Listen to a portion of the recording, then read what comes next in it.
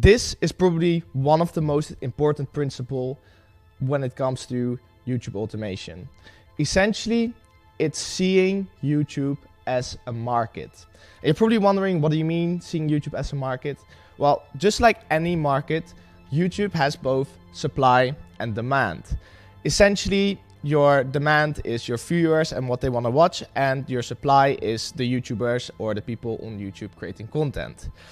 Now, normal YouTubers, what they do is, they take years to build up their personal brand. They have to spend years creating a connection with their audience. It takes a lot of time, hard work, essentially to create that connection, essentially to create that demand within their viewers for their content. Instead, what we do with YouTube automation channels, and this is by far the most important principle, is making sure that we leech onto something that already has large amounts of demand. And viewing YouTube automation as trying to fill gaps in supply and demand is essentially what it is all about.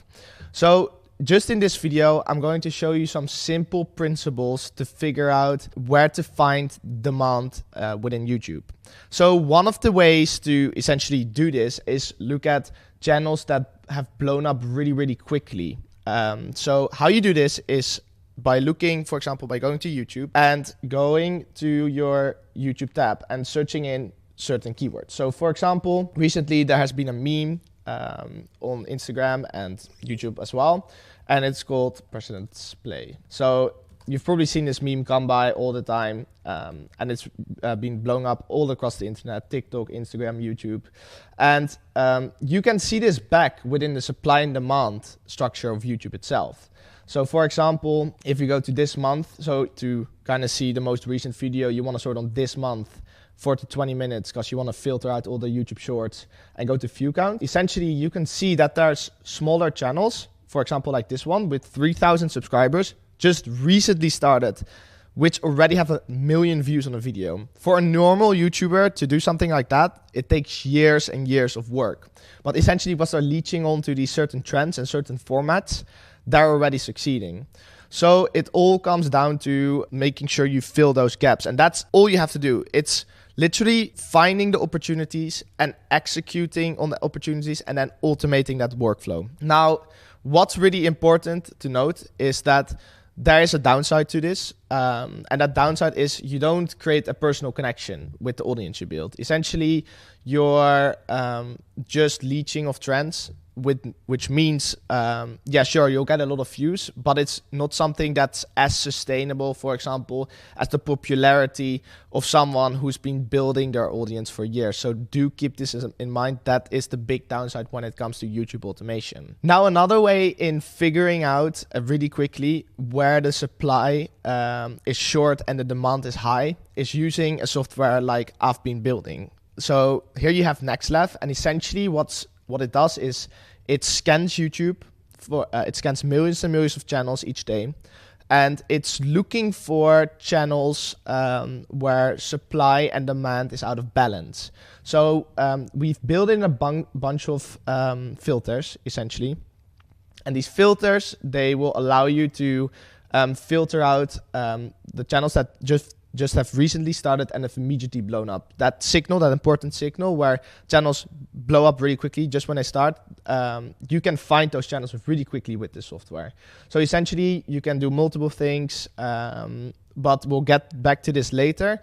But this is a really valuable way of finding these high demand, low supply channels. Another really good way in finding these is looking at channels where they have huge outliers on a certain format. So think about a channel that normally does maybe 10,000 views, and then all of a sudden, if they do a certain type of video, it blows up. So for example, look at this channel. It started 3 months ago, and essentially you see this video with old people who are really fit, and that video did really well, 2.2 million views. Then they switched to another format, which performed horribly, 3.9K. Again, 16K. Well, this one did pretty okay, so it might be interesting.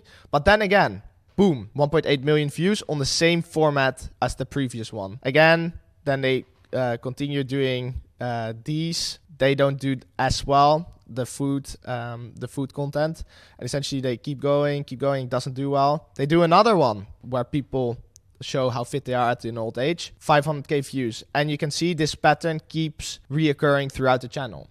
And again, this is a very clear signal as to the fact that there is a high amount of demand and a low amount of supply. It's just really obvious that this format is something people are looking for, and because there's no other channels doing it, they're blowing up really quickly. Now, keep in mind, you don't have to follow this method. Like, this is the way I do YouTube automation. You can also take a different route. Look at channels like Moon or Magnets Media.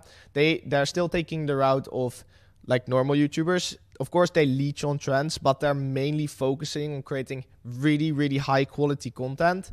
And again, building that personal connection with the viewer and building an expectation with the viewer that they deliver high quality content. So that's another way to do it. But again, I don't recommend it for beginners because you have to have a lot of experience in creating really good YouTube content. So it's way easier just focusing on filling the gaps in the market and executing well on it instead of building that market yourself, because that takes a very long time. Anyway, thank you for watching the video about supply and demand. In the next video, we'll be talking about market saturation and how to judge market saturation.